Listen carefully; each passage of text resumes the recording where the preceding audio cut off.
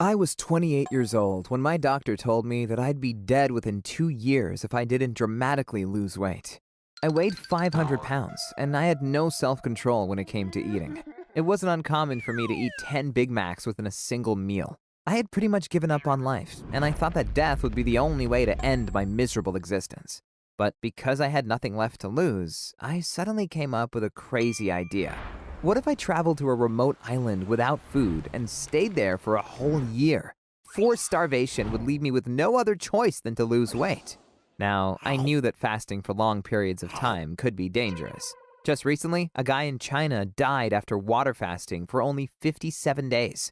But as I already mentioned, my doctor told me I'd be dead soon anyway, so I went ahead and booked 2 seats on a flight to Papua New Guinea, a big island in the Pacific Ocean surrounded by lots of smaller islands. Of course, I had made other preparations. I had bought vitamin pills, a water filter, and even some shackles, so I could tie myself to a palm tree on the island. Last but not least, I asked a local fisherman to take me to a deserted island. I paid him $500 and told him that if he picked me up again a year later, that I would give him another $2,000 in cash. When I showed him the money, his eyes lit up, and I knew for sure that he would come back to save me once the one-year period was over. We sailed for several days until we found an island with a freshwater spring. It was inside a small jungle, and that's where I tied myself to a palm tree. The fisherman must have thought I was crazy, but he promised to be back after 365 days.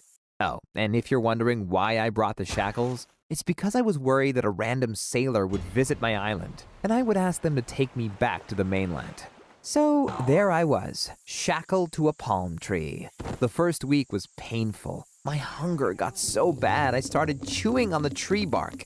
But in the second week, something fascinating happened. For the first time in my life, I felt truly at peace. No one judged me for being a fat loser, and that's when I realized why I had always eaten so much in the first place. Eating gave me a feeling of comfort in a world that scared me. It was my coping mechanism for stress and anxiety. I probably developed it as a kid when my mom kept telling me I was a disappointment. I still remember that from ages of 8 to 14. She didn't look me a single time into the eyes. That's how ashamed she was of me. So it's no wonder that I felt unloved and lonely, and to feel better I would go buy as much chocolate as I could and then eat it to feel good for a moment. But here, on my island, I was safe, and my hunger soon disappeared. Out of boredom, I even started working out. At first, I could only do sit-ups, but after 4 months, I had lost enough fat that I could train my whole body, doing push-ups, squats, and any exercise you could imagine. I felt like I finally had my life under control.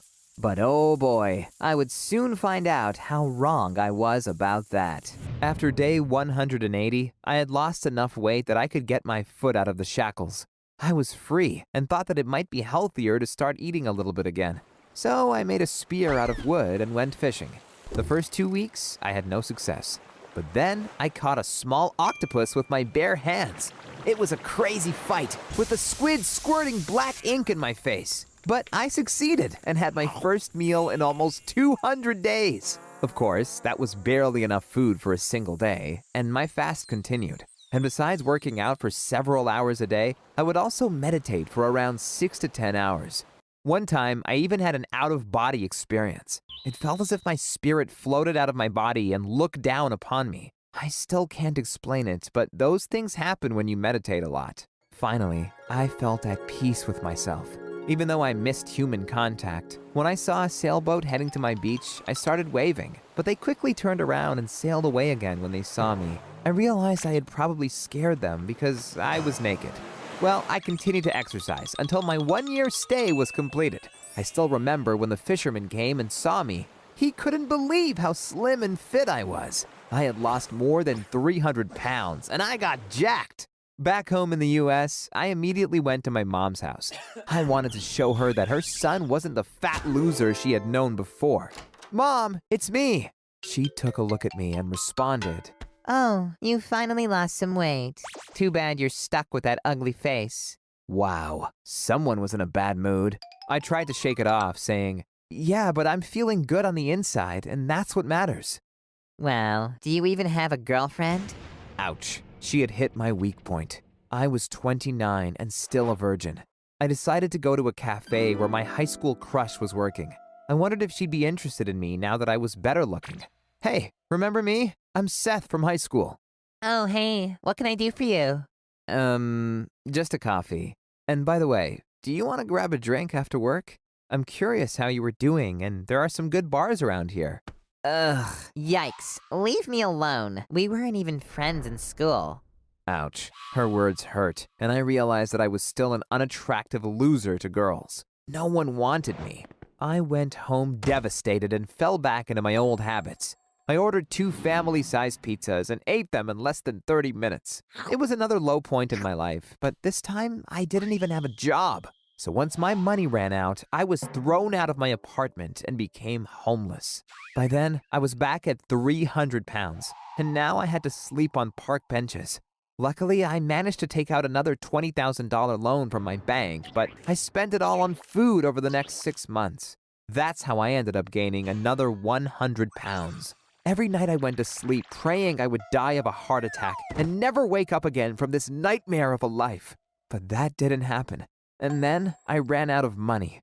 I asked Mom to let me stay with her, but she said she didn't want a bum living in her house. So I stayed homeless and tried begging. Unfortunately, people don't give much money to fat guys like me, and I resorted to stealing sweets from supermarkets. One time, I carried 10 packs of Oreos under my jacket outside of the store. But I was miserable and thought about going back to the island or some other place where I had no choice but to lose weight. And then it hit me. The army. They would never allow one of their soldiers to stay fat. I applied the very same day, but was told by a recruiter that I had to get down to 24% body fat to be accepted.